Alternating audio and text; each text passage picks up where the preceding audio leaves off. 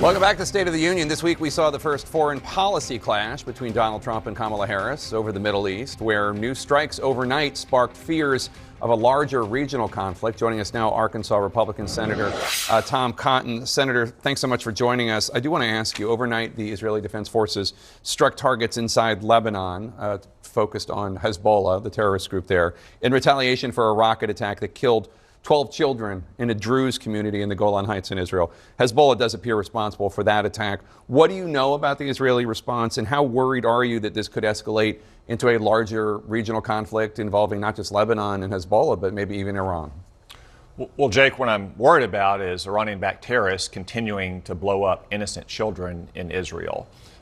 That's what we saw yesterday in this heinous attack. Last October, we saw Iranian-backed terrorists kill more than 1,200 Jews in the worst atrocity against Jews since World War II. This week, Kamala Harris, in her very first statement, and still to my knowledge, only statement on a matter of great public importance, came out after a meeting with Prime Minister Netanyahu and equivocated between Hamas and Israel and effectively blamed Israel for civilian casualties in Gaza or for the lack of food in Gaza that Hamas is diverting from aid stations.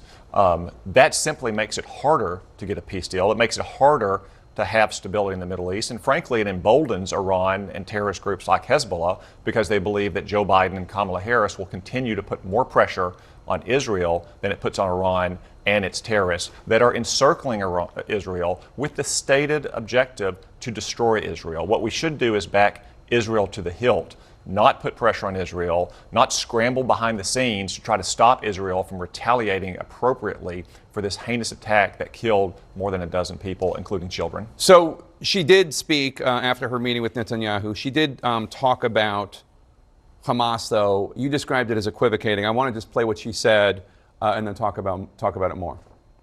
Hamas is a brutal terrorist organization. On October 7, Hamas triggered this war when it massacred 1,200 innocent people, including 44 Americans. Hamas has committed horrific acts of sexual violence and took 250 hostages. I mean, that's a pretty strong condemnation of Hamas. One can condemn Hamas and also want Israel to wage the war in a different way, no?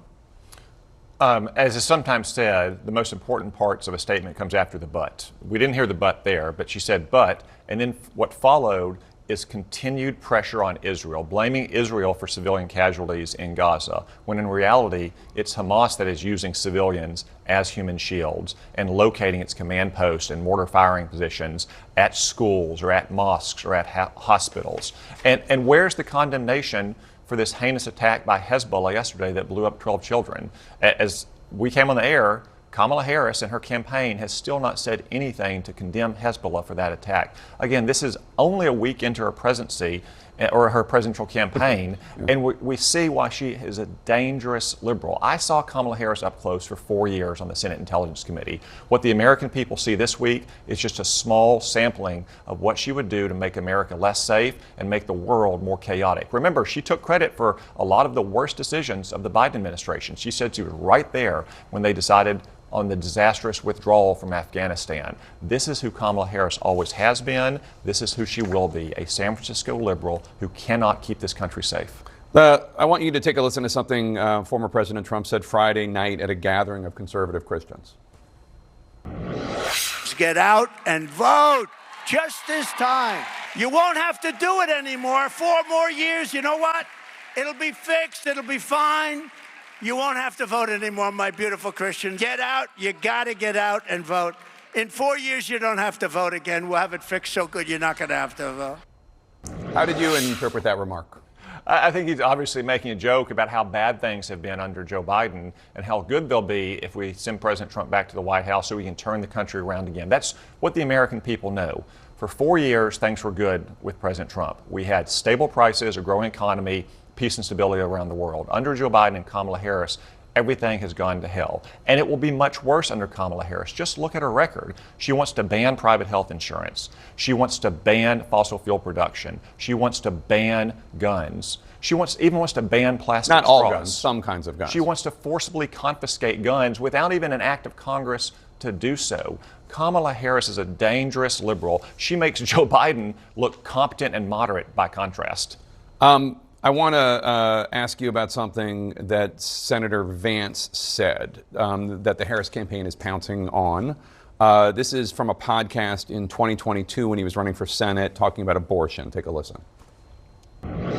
Let's say Roe versus Wade is overruled. Ohio bans abortion. And then, every day, George Soros sends a 747 to Columbus to load up disproportionately black women to get them to go have abortions in California. Do you need some federal response to prevent it from happening? Because it's really creepy.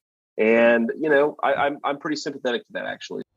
You, like Senator Vance, are also a staunch opponent of abortion. Do you think there should be a federal response to block women from traveling to other states to get abortions if they want to get them the way that Senator Vance was suggesting? Well, no, Jake. And what JD is saying, or what JD has said since he became the vice presidential nominee, it's the same thing that President Trump has said. He is pro-life. President Trump appointed 3 constitutional jurists who reversed the terrible decision in Roe v. Wade, which even liberal legal scholars say was wrongly decided. That question is now, as it should be in our democracy, in the hands of the people and their elected representatives. Now, just as a practical matter, there's probably not going to be 60 votes anytime soon in the United States Senate for any abortion regulations, either the Democrats making it more liberal or Republicans making it slightly more conservative. President Trump has acknowledged that reality. Now, he's also said he's not going to allow things like the VA clinics to be converted into abortion clinics, taking away care from our great veterans, but he's also acknowledged that states are going to be, by and large, making these decisions. And obviously, a state like, say, Alabama or Mississippi is going to have a different viewpoint than, say, a state like California and Oregon. And that's the way things operate in our democracy. All right, Senator Tom Cotton, Republican from Arkansas, thanks so much for joining us today. Good to see you.